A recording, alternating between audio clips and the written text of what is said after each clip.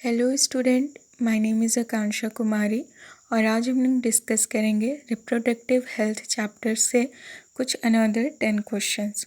सो start करते हैं with the question number 1। Test tube baby techniques implies. Question तो समझ में आ गया होगा कि टेस्ट ट्यूब बेबी टेक्निक्स में क्या होता है एक्चुअल में, ये पूछा जा रहा है। Option a, fertilization and development of ovum in test tube. B. Fertilization in test tube and development in uterus. Option C. Fertilization in uterus and development in test tube. And option D. Fertilization and development in uterus. So option D तो natural process है, तो वो तो नहीं होगा सही answer. Option C अभी इतना साइंस डेवलप नहीं किया है कि एक पूरे बेबी को टेस्ट ट्यूब में डेवलप कराया जा सके। ऑप्शन ए जो है वो भी गलत है। Option B is a correct answer, जिसमें कहा जा रहा है कि फर्टिलाइजेशन टेस्ट ट्यूब में किया जाता है in the in vitro condition, artificial condition में, वेयर एज डेवलपमेंट जो है वो मदर के यूटेरस में ही होता है।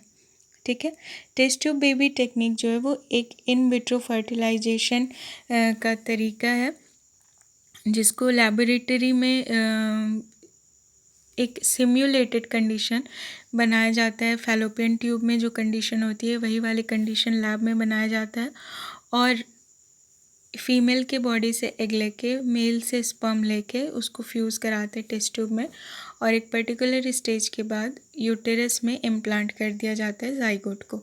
ठीक है, और उसके बाद का बाकी डेवलपमेंट यूटेरस में ही होता है। So the correct answer is option b. Question number 2। At which cell stage a blastula can be implanted in uterus in test tube baby development? Okay, तो क्वेश्चन में ही आंसर है। यहाँ पे हम देख सकते हैं कि at which cell stage a blastula, blastula किस स्टेज में हम कहते हैं। 32 सेल स्टेज में जब एम्ब्रियो होता है तब उस स्टेज को हम ब्लास्टूला कहते हैं और ब्लास्टूला वाले स्टेज में ही जब टेस्ट ट्यूब बेबी डेवलप कर जाता है तो उसे फीमेल के यूटेरस में इम्प्लांट किया जाता है। Okay, so the correct answer is option d. Question number 3। The technique advised by a doctor to overcome the problem of infertility is. So option a, RCH। RCH क्या है? RCH is a reproductive child health care.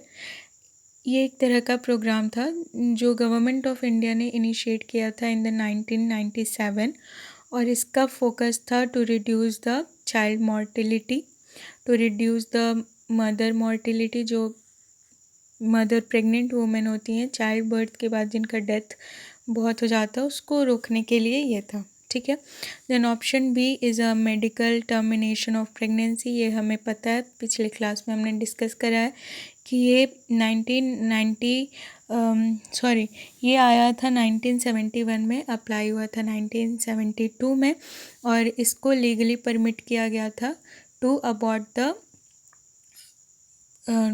The foetus of about 12 week. ठीक है, then RTI यहाँ पे क्या है? Reproductive tract infection, जिसमें STDs को इंक्लूड किया जाता है।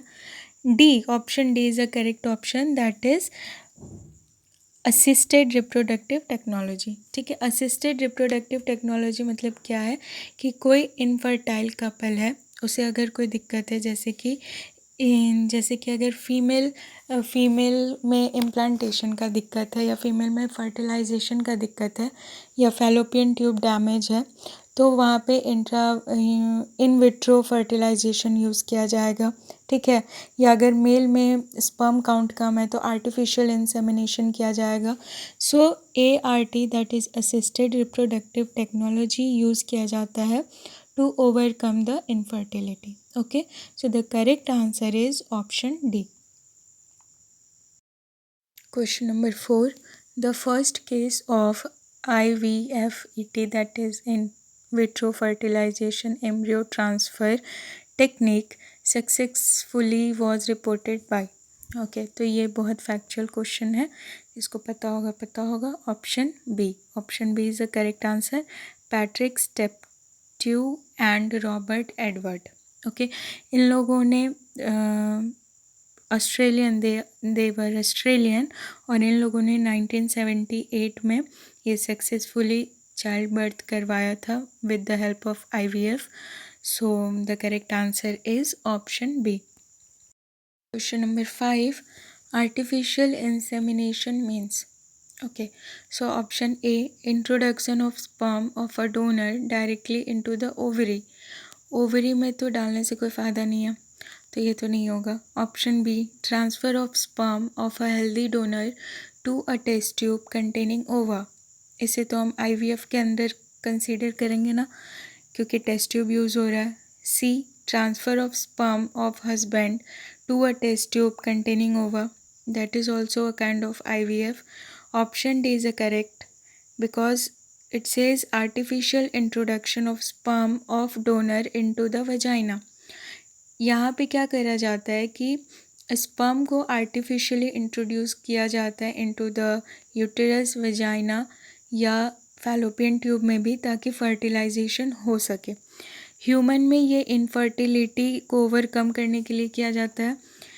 अदर देन ह्यूमन, अगर हम इसे काउ, बफेलो या अदर एनिमल्स में भी यूज़ करते हैं for improving the breeding. Okay, so for this question the correct answer is option D. Question number 6. GIFT, that is gamete intrafallopian transfer, is recommended for which female? So option A, who cannot provide suitable environment for fertilization. Option B, who cannot produce ova.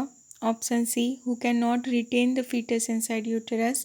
Option D, whose cervical canal is too narrow to allow passage for the sperm. तो option D तो बिल्कुल भी नहीं होगा. Option A के लिए हम doctors क्या रिकमेंड करेंगे? IVF रिकमेंड करेंगे. ऑप्शन सी के लिए सरोगेसी रिकमेंड किया जा सकता है. Option B is the correct answer. जिस केस में फीमेल के बॉडी में अगर ओवम का प्रोडक्शन नहीं हो रहा है या मे बी ओविडक्ट डैमेज है, तो उस केस में किसी डोनर फीमेल से ओवम लिया जाता है और फिर उसको स्पर्म के साथ मिक्स करके फैलोपियन ट्यूब में ट्रांसफ़र किया जाता है. Okay, so the correct answer is option b. Question number 7. Assisted reproductive technology does not include. So assisted reproductive technology वो टेक्नोलॉजीज़ इंक्लूड करती हैं जो कि इनफर्टिलिटी को ट्रीट करने के लिए बनाई गई हैं. ठीक है, ये तो आपको पता है. सो ऑप्शन देखते हैं. Option a, in vitro fertilization and embryo transfer, ये तो होता है. Then b, gamete intrafallopian transfer, ये भी इंक्लूडेड है. Option c, zygote extra fallopian transfer, ये तो हमने कभी नहीं पढ़ा. हमने पढ़ा है जाइगोट इंट्राफैलोपियन ट्रांसफ़र, जिसमें ये IVF की तरह होता है. जाइगोट इंट्राफैलोपियन ट्रांसफ़र, जिसमें जाइगोट को फैलोपियन ट्यूब में ट्रांसफ़र किया जाता है instead of uterus. So option C is the correct option, क्योंकि zygote extra fallopian transfer is not an assisted reproductive technology. So the option C is correct. Question number 8. Testicular sperm aspiration technique involves A, collection of eggs. नहीं, this is method for the male. Infertility treatment. So option B, insemination of donated sperm into woman's uterus. इसे तो हम क्या कहेंगे? Artificial insemination कहेंगे ना. Option c, collection of sperm from the testis surgically. So this is the correct answer. TESA या testicular sperm aspiration use किया जाता है for the sperm retrieval to men with the azoospermia condition, जिनके ejaculation में sperm का count ना के बराबर होता है, उन मेल्स के लिए यूज़ किया जाता है. और हम कब यूज़ करते हैं? जब IVF कर रहा होता है कोई इंसान, या ICSI that is intracytoplasmic sperm injection के लिए इस मेथड को यूज़ किया जाता है. समझ में आया? कब यूज़ किया जाता है टेसा? जब मेल में स्पर्म का काउंट बहुत कम होता है.